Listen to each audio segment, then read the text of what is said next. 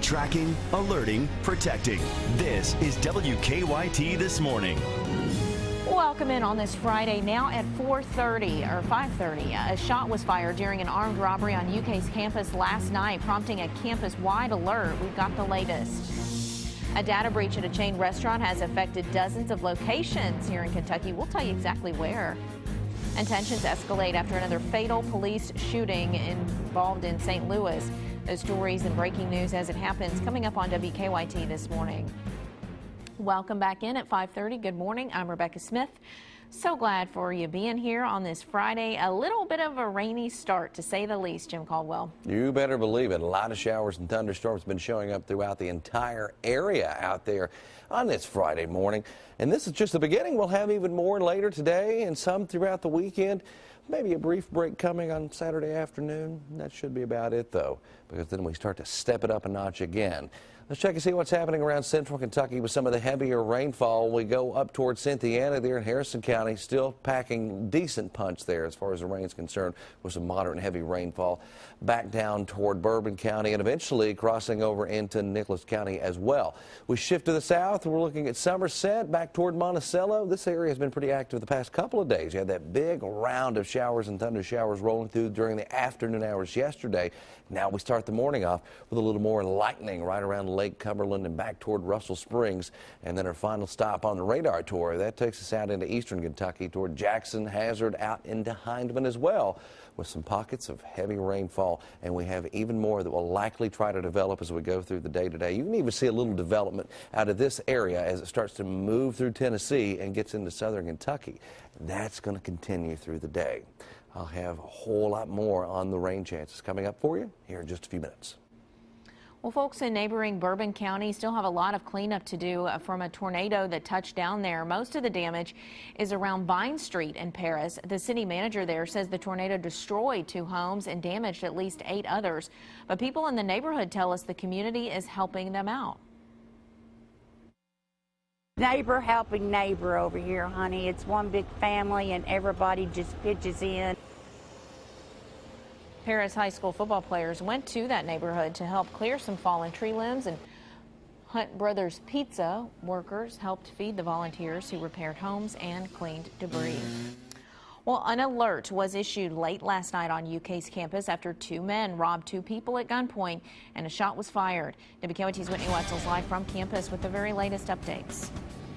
Good morning, everyone. Police are investigating a second robbery on UK's campus that's happened just within the last 2 weeks. This latest one happened around 11:30 last night on Pennsylvania and Columbia Avenues, which, by the way, is close to several fraternity and sorority houses.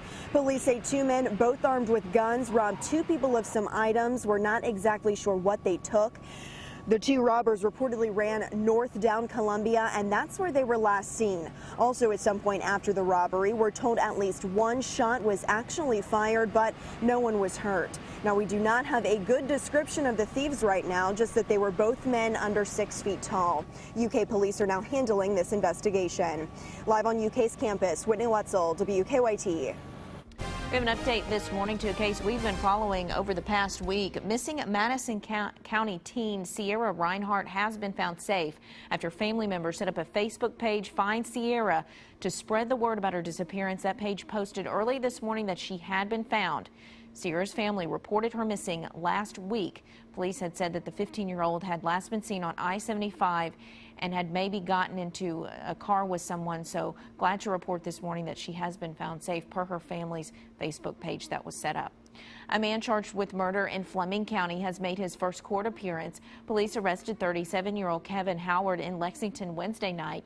According to the arrest citation, Howard and Charles Black killed Randall Russ. Russ was a Grant County teacher and professor who disappeared back in August. Police found Russ's body last week in Fleming County and arrested Black soon after. They think the 2 men stole Russ's truck and burned a mattress to hide evidence. Police are also investigating if Howard is connected to another missing persons case. Norma Brown's family tells us she's been missing for 2 weeks and had last been seen with Howard.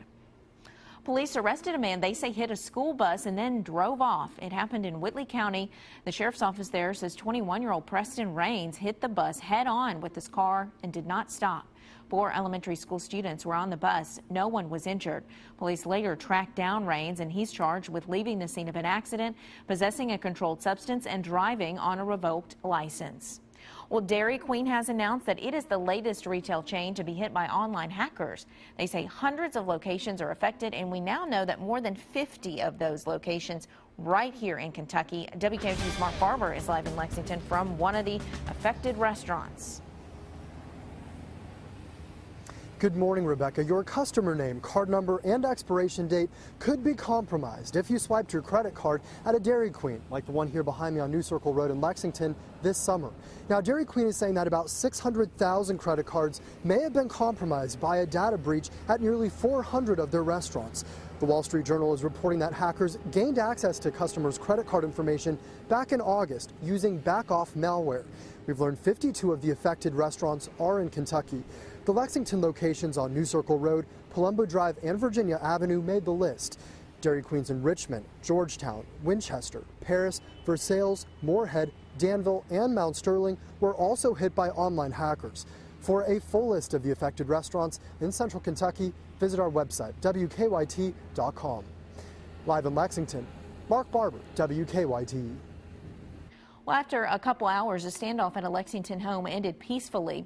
Police say a man barricaded himself inside a home on Regency Road. They blocked off part of that road and evacuated a daycare center next door as a precaution. Police say the man eventually walked out of the home and they took him out to a hospital. They say they found a gun inside that home. Well, after another teenager was shot by police in St. Louis County, protesters have taken to the streets once again. While police claim the teen shot first, his family and protesters, they think differently. For a second night, protesters filled South St. Louis, Missouri streets, angry over the shooting death of 18-year-old Von Darrett Myers during an altercation with police Wednesday.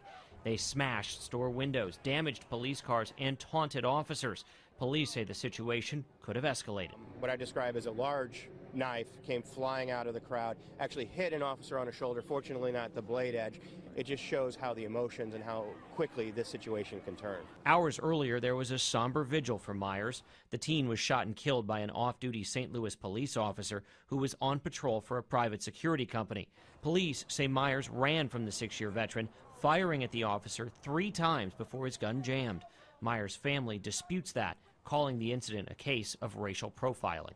For him to go from joking around and playing around and eating a sandwich, and he was sharing the sandwich with 2 or 3 of his other friends, to go from that to now he's a violent criminal is absolutely absurd. Certainly the young man may have gone in the store and bought a sandwich earlier in the evening.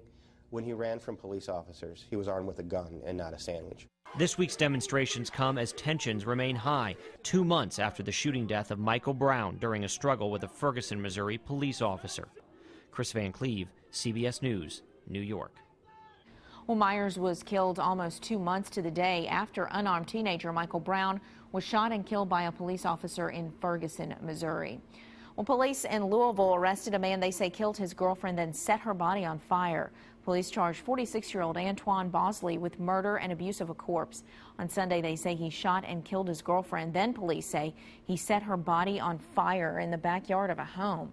That neighbors did not suspect anything right away, they say.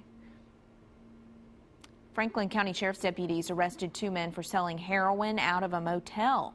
Deputies say someone tipped them off to the sellers throughout their text-a-tip line. They found 36-year-old Dane Chappell of Versailles and 40-year-old Wilson Cunningham of Frankfort at the America's Best Value Inn on Lawrenceburg Road. Deputies found 1.5 grams of heroin packed up to sell. Both were arrested and lodged at the Franklin County Jail. Police are now deciding on what to charge them with. Well, the Lexington Urban County Council is debating the issue of cable television service in Lexington. The council held its first reading on a proposal that would deny transferring Lexington's cable service from Time Warner to Charter Communications, as Time Warner had proposed. City leaders say they've been flooded with complaints about Time Warner's customer service, and some say that has to improve before the city can approve a transfer. We only have one cable provider, basically. I mean, Time Warner Cable has our franchise. So we have to negotiate with them. They're it. They own all the cable infrastructure, and so we have to negotiate with them. And that's why we're doing this. A second reading of that proposal has been set for later this month. Time Warner says it's improved customer service significantly. Well, Lexington is set to become the third city in Kentucky with a Cabela's store. Back in August, the Urban County Planning Commission approved a zoning change that would allow the store to be built. Yesterday, our partners at the Herald Leader reported that the change was approved unanimously by the Urban County Council. Lawyers for the store said construction should start in April. Cabela's says it could create 400 new jobs. This location will be built east of I-75 near Costco in Hamburg. The Fayette County Health Department says it gave nearly 1,500 free flu shots yesterday. The health department held its annual free flu shot clinic at the Amani Family Life Center on Georgetown Road. Health leaders say now's the time to get your flu shot to prepare for the upcoming flu season. And the state's already confirmed the first flu case of the season here in Kentucky in Jefferson County.